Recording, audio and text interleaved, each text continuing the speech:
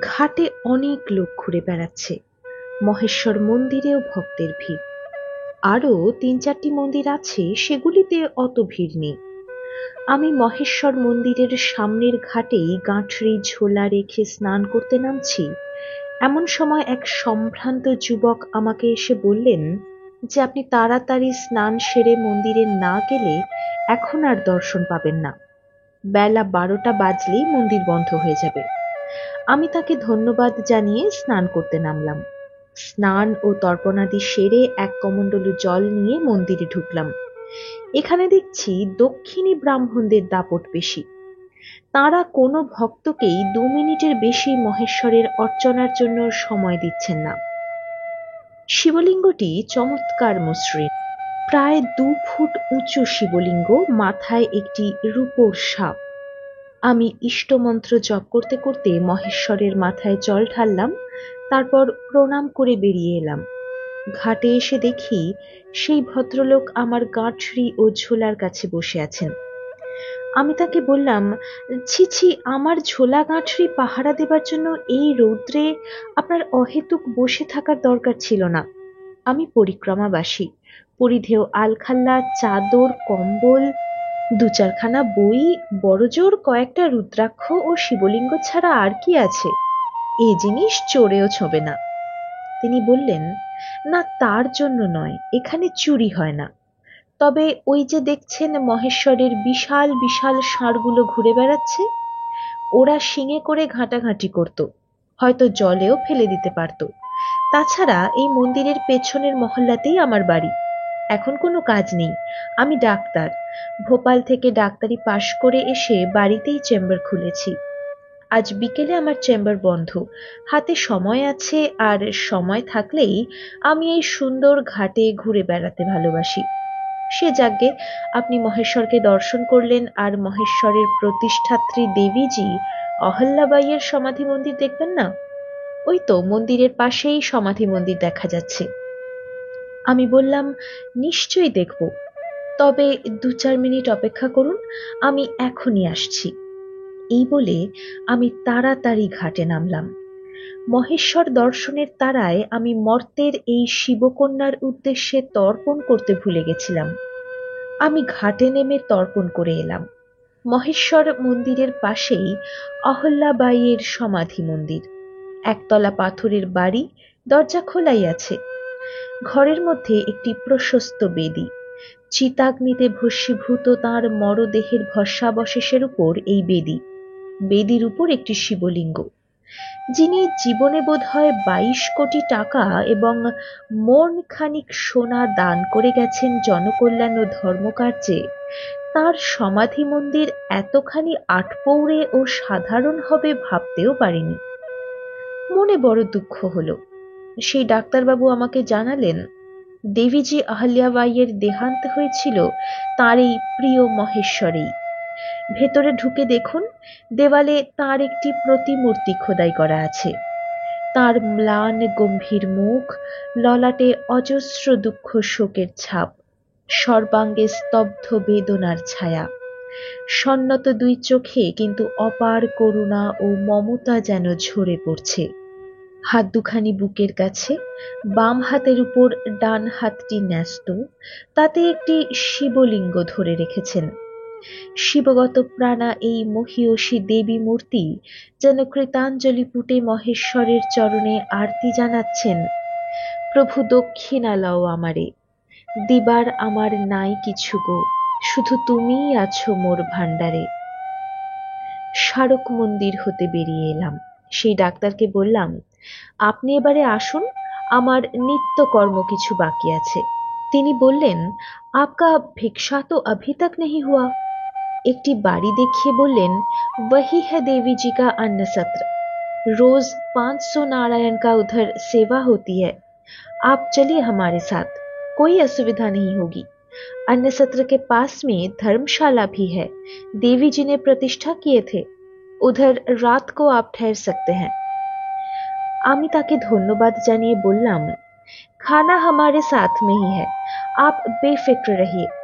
তিনি বললেন, हमारा नाम डॉक्टर वंशीलाल द्विवेदी, शाम के वक्त फिर मिलेंगे। এই বলে তিনি চলে গেলেন। আমার তখন সত্যই খুব ক্ষুধা পেয়েছে।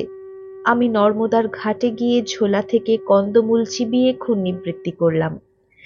আজ পর্যন্ত বহু লোকের ব্যবহৃত ধর্মশালায় রাত্রিযাপন কিংবা কোনো অন্নসত্রে তথা লঙ্গরখানায় বহু লোকের সঙ্গে ভাত রুটি ভক্ষণে আমার কোনোদিন প্রবৃত্তি হয়নি। আমি ঝোলা, গাঁঠরি ইত্যাদি মন্দিরের পেছনে নিয়ে গিয়ে চাতালের উপর কম্বল বিছিয়ে মহর্ষি তন্ডীকৃত শিবের স্তবরাজ পাঠ করতে লাগলাম। রৌদ্রালোকিত মুক্ত আকাশের তলে এইরকম পরিচ্ছন্ন, এইরকম ঝকঝকে বিশাল ঘাটে নর্মদার দিকে শুধু তাকিয়ে থাকলেই মন আপনা হতেই নিবিষ্ট হয়ে যায়। আমি নিবিষ্ট চিত্তে মহাদেবের স্তব পাঠ করতে লাগলাম। আমার পাঠ শেষ হতেই তাকিয়ে দেখি একটু দূরেই সেই ডাক্তার বংশীলাল দাঁড়িয়ে আছেন। আমি জিজ্ঞাসা করলাম, আপ ফের আ গায়ে? তিনি বললেন, কি করব বলুন, আপনি আমাদের দেশে পরিব্রাজনে এসে উপবাসে থাকবেন কিংবা একান্ত নিরাধার ও নিরাশ্রয়ের মতো এখানে মন্দিরের চাতালে পড়ে থাকবেন, এটা আমার মন মেনে নিতে পারছে না। সন্ধ্যার পর আমার চেম্বার খালি পড়ে থাকে, সেখানে রাত কাটালে নিজেকে ধন্য মনে করব। আপনার কথা আমার গুরুদেব তুরীয় ব্রহ্মচারীজিকে বলেছি, তিনি পরিক্রমাবাসীদের সেবা করতে ভালোবাসেন।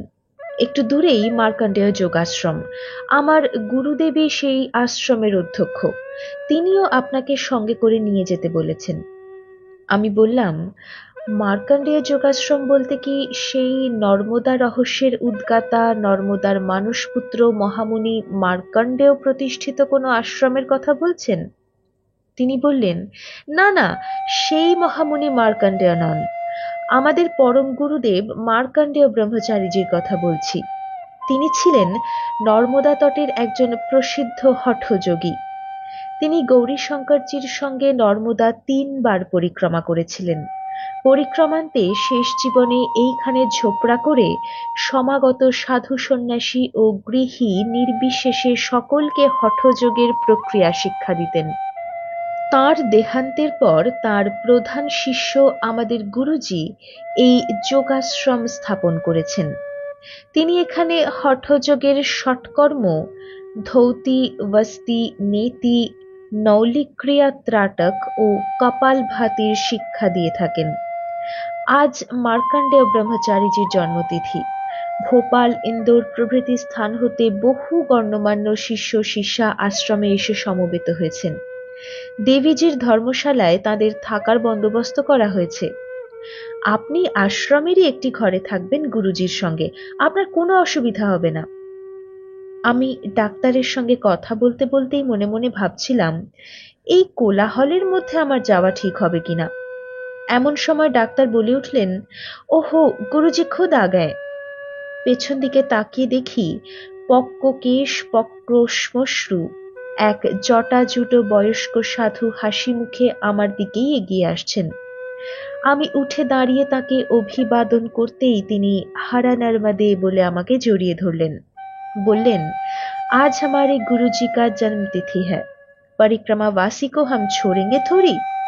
এই বলে আমার লাঠি, কমণ্ডলু ও ঝোলা তিনি নিজের হাতে তুলে নিলেন। গাঁঠরিটা বগলদাবা করে নিলেন ডাক্তার বংশীলাল। মহেশ্বর মন্দিরের পশ্চিম দিকে প্রায় 200 গজ দূরে নর্মদার ধারেই এই আশ্রম। আশ্রমের সামনে বড় বড় শতরঞ্চি পাতা হয়েছে। একটা চৌকির উপর ফুল দিয়ে সাজানো 2টি বড় তৈলচিত্র, একটি মার্কণ্ডেয় ব্রহ্মচারীজির এবং দ্বিতীয়টি গৌরীশঙ্করজির। 4-5 জন লোক কার্বাইডে জলে এই রকম 4-5টি গ্যাস বাতি সন্ধ্যায় জ্বালার জন্য ব্যবহার করেছেন। তুরীয় ব্রহ্মচারীজি আশ্রম বাড়ির মধ্যে আমাকে নিয়ে তুললেন একটি ঘরে। আশ্রম বাড়ি বলতে ঠাকুর ঘর সহ 4খানা ঘর। একটি প্রশস্ত ঘর যোগাভ্যাস শেখানোর জন্য, বাকি 2টি ছোট ঘর, একটিতে স্বয়ং তুরীয় ব্রহ্মচারীজি থাকেন, বাকি ঘরখানি আমার জন্য নির্দিষ্ট হলো। ঘরে কম্বল বিছিয়ে বসতে না বসতেই একখানা রেকাবিতে পুরি লাড্ডু নিজে হাতে নিয়ে এসে তুরীয়জি বললেন, কৃপা করকে পা লিজিয়ে, अभी सूर्यास्त नहीं हुआ, देर है। আমি হাত জোর করে বললাম, हमने कंदमूल पा लिए हैं। आप तो परिक्रमा का नियम जानते ही हैं, 2 दफे खाने की हुक्म नहीं है। আমার উত্তর শুনেই তিনি কপালে हाथ চাপড়ে बोलें, हमारा नसीब खराब है। गुरुजी के जन्मतिथि में नर्मदा माई परिक्रमावासी को मिला दिया, लेकिन उनकी सेवा करने का मौका नहीं मिला। लेकिन कल सवेरे ही आपको इधर भिक्षा लेना पड़ेगा। भिक्षा पाकर आप इधर से यात्रा करेंगे। मुझे वचन दीजिए। বৃদ্ধ সাধুর আন্তরিকতা দেখে অগত্যা আমি কথা দিলাম। কিছুক্ষণ পরে বাইরে বেরিয়ে এসেই দেখি সূর্যাস্তের আর বেশি দেরি নেই। অস্তগামী সূর্যের ম্লান রশ্মি নর্মদার জলে পড়ে ঝিকমিক করছে। সেই মনোহারী দৃশ্যের বর্ণনা করা আমার পক্ষে সম্ভব নয়। নর্মদা ঘাটের সেই দৃশ্য আমি চোখ ভরে মন ভরে উপভোগ করলাম। এদিকে দেখছি যোগাশ্রমে এক এক করে ভক্তদের আগমন শুরু হয়ে গেল। আমি এগিয়ে গেলাম মহেশ্বরের মন্দিরের দিকে। সেখানে আরতির আয়োজন হচ্ছে। সন্ধ্যা হতেই পুরোহিত আরতি আরম্ভ করলেন। শিঙা, ডমরু ও দামামা বাজতে লাগলো। মহেশ্বরকে রাজ পোশাকে সাজানো হয়েছে। লিঙ্গের মাথায় রৌপ্য মুকুট পরানো হয়েছে। মণ্ডলেশ্বরে পণ্ডিত ভট্টনারায়ণ ভার্গবজির যে প্রাণ ঢালা আরতি দেখে এসেছি, সেই রকম আরতি আর কোথাও দেখলাম না। অমরকণ্টকে নর্মদা উদ্গম মন্দিরেও না, ওঙ্কারেশ্বরের মন্দিরেও না। কিছুক্ষণ আরতি দেখে আমি নর্মদা ও মহেশ্বরকে প্রণাম করে ফিরে এলাম যোগাশ্রমে। গ্যাস বাতি জ্বলছে। নারী পুরুষ, তরুণ তরুণী, বৃদ্ধ বৃদ্ধা সব মিলিয়ে বোধহয় শতখানিক লোক বসে আছেন শ্রদ্ধাবনত চিত্তে। এখানেও আরতি হচ্ছে। তুরীয় ব্রহ্মচারীজি তার গুরু মার্কণ্ডেয় ব্রহ্মচারীজির তৈলচিত্রে চামর দোলাচ্ছেন। ভক্তরা সমবেত কণ্ঠে গাইছেন, শিবগুরু শিবগুরু শিবগুরু রাম, রেবা শিব রেবা শিব রেবা রেবা রাম। আরতি শেষ হলো। আমি সকলের পেছনে আসনের এক কোণে গিয়ে বসলাম। আমাকে দেখতে পেয়েই তুরীয়জি হাত ধরে নিয়ে গৌরীশঙ্করজির যেখানে তৈলচিত্র সেখানে বসালেন। ডাক্তার বংশীলালও আমার পাশে এসে বসলেন। একগুচ্ছ শিখা ও উপবীতধারী, কপালে রামানুজ সম্প্রদায়ের তিলক ধারণ করে দুজন পণ্ডিত মোটা একটা পৃথক গালিচার উপর বসেছিলেন। তাদের গলায় ফুলের মালা, গায়ে রেশমি চাদর। তাদের কৌতূহলী দৃষ্টি অনুসরণ করে তুরীয়জি তাদের কাছে আমার পরিচয় দিলেন। বাংলা मुल्क से इन्होंने मैया का परिक्रमा करने के लिए आए हैं। পণ্ডিতজিরা তাদের পার্শ্বে উপবিষ্ট 2-3 জন ভক্তকে মুখ নিচু করে বললেন, बचपन में परिक्रमा करने के लिए आए वो तो अच्छा ही है, लेकिन बंगाली है, बंगाली मछली खाते हैं, उनका आचार विचार अच्छा नहीं है। পণ্ডিতজিদের শ্রুতিমধুর বাক্য তারা চুপিসারে বললেও আমার শ্রুতিগোচর হলো। আমি মনে মনে মহাত্মা প্রলয় দাসজিকে স্মরণ করে জানালাম, তুমি উপদেশ দিয়েছিলে, হাসবোল খাফা না হো কিসি সে। এই দেখো, পণ্ডিতজিদের কথায় আমি বিন্দুমাত্র রাগ করিনি। ওদিকে তুরীয়জি বলতে আরম্ভ করেছেন, পূজনীয় গুরুদেবের জন্মবার্ষিকী উপলক্ষে কত দূর থেকে আপনারা এসেছেন। আপনারা মা নর্মদা ও গুরুদেবের আশীর্বাদ গ্রহণ করুন। গুরুদেবের অপার কৃপায় করুণায় আমি তার প্রদর্শিত হঠযোগ প্রক্রিয়া দীর্ঘদিন ধরে আপনাদেরকে শিক্ষা দিয়ে আসছি। আপনারা অনেকেই নিশ্চয়ই অনুভব করেছেন যে ষটকর্ম দ্বারা শরীরের মধ্যস্থ নাড়িগুলির মলশুদ্ধি হয়। তাতে দৃঢ় বলিষ্ঠ শরীর, স্থির যৌবন ও নিরোগ স্বাস্থ্য লাভ হয়। এই হঠযোগের অভ্যাস সতত গোপনে করা কর্তব্য। হঠযোগের প্রক্রিয়া গোপনে অভ্যাস করলে তা বীর্যবতী হয়, আর সকলের সামনে একজন নটের মতো ভেলকিবাজি দেখালে তা নিবীর্য হয়ে পড়ে, অর্থাৎ তাতে কোনো আধ্যাত্মিক কল্যাণ হয় না। আমার গুরুদেবের কাছে শুনেছেন, আমিও বারবার বলেছি যে হঠযোগ অভ্যাসে সিদ্ধি লাভ করতে হলে সর্বাগ্রে প্রয়োজন আহার সংযম। আহার্য বস্তুর সঙ্গে শারীরিক ক্রিয়ার বিশেষ সম্বন্ধ আছে। একথা সকলে অবশ্যই স্বীকার করবেন যে দ্রব্যগুণ শরীরের উপর অবশ্যই ক্রিয়া করে। শরীর সুস্থ না থাকলে মনও সুস্থ থাকে না। অসুস্থ দেহ মন নিয়ে কি যোগ সাধনা সম্ভব? যোগ তো দূরের কথা, কোনো সাংসারিক সূক্ষ্ম বিষয়েরও চিন্তা করা সম্ভব হয় না। রাজসিক তামসিক আহার কিংবা অতি ভোজনে ইন্দ্রিয়বর্গ চঞ্চল হয়, মনও চঞ্চল হয়। সাত্ত্বিক ভোজনও যদি মাত্রাতিরিক্তভাবে গ্রহণ করা হয়, তাতেও শরীরে অসুখ জন্মে এবং মন চঞ্চল হয়। চঞ্চল মন দিয়ে ধ্যান পূজা হয় না। আহার সংযম এবং ইন্দ্রিয় সংযমের সঙ্গে হঠযোগ অভ্যাস করতে পারলে মন সহ অন্যান্য ইন্দ্রিয়বর্গ শান্ত ভাব ধারণ করে, ক্রমে ঈশ্বর বিষয়ে সমাধানের যোগ্য হয়ে ওঠে। যোগশাস্ত্রের সর্বশ্রেষ্ঠ গ্রন্থ পাতঞ্জল দর্শনে যে যম নিয়ম আসন প্রাণায়াম প্রত্যাহার ধারণা ধ্যান সমাধি প্রভৃতি অষ্টাঙ্গ যোগের বর্ণনা আছে, তাও আয়ত্ত করতে হলে সর্বাগ্রে হঠযোগ অভ্যাস করা প্রয়োজন। এই জন্য যোগশাস্ত্রের নির্দেশ, হঠং বিনা রাজযোগঃ রাজযোগং বিনা হঠঃ ন সিদ্ধ্যতি ততঃ যুগ্মমা নিষ্পত্তিঃ সমভ্যসেত। হঠযোগ ছাড়া রাজযোগ এবং রাজযোগ ছাড়া হঠযোগ কখনো সিদ্ধ হয় না। সেই জন্য একই সময়ে দুই যোগ অভ্যাস করতে হয়। যারা সংসার সুখের বাইরে অন্য কোনো দিব্য সুখ কল্পনা করতে পারে না, সেই সব ভোগাকাঙ্ক্ষীদেরও উচিত হঠযোগ অভ্যাস করা। প্রসিদ্ধ নাথ যোগী গুরু গোরখনাথজি বলেছেন, মন্থির মে পবনথির, পবনথির মে বিন্দু। অর্থাৎ হঠযোগের সাধনে মনস্থির হলে বায়ু স্থির হয়, আর বায়ু স্থির হলে বিন্দু স্থির হয়, ইত্যাদি বলে তুরীয়জি বক্তৃতা শেষ করলেন। এইবার তিনি পূর্বোক্ত দুজন পণ্ডিতের একজনকে অনুরোধ করলেন কিছু বলতে। তিনি সহাস্যে বললেন, आपने योग के बारे में अच्छा भाषण देकर कमाल कर दिया, और हम क्या बोलेंगे? তিনি বললেন, आप वैराग्य के बारे में 10 मिनट के लिए कुछ बोलिए। তিনি বললেন, ब्रह्मचारी जी, शंकराचार्य ने वैराग्य शतकम में वैराग्य महिमा अच्छी तरह से वर्णन कर चुके हैं। वही वैराग्य शतकम पूरी व्याख्या करेंगे तो 2 घंटा बीत जाएंगे, 10 मिनट में क्या बोलेंगे हम? खैर, आपका आदेश शिरोधार्य है। लो भाइयों और बहनों, वैराग्य के बारे में थोड़ा कुछ सुन लीजिए। এইভাবে গৌরচন্দ্রিকা করে তিনি যা বললেন তার বাংলায় সারমর্ম হল, বৈরাগ্য পরম ধন, বৈরাগ্য ছাড়া ঈশ্বর প্রাপ্তি হয় না।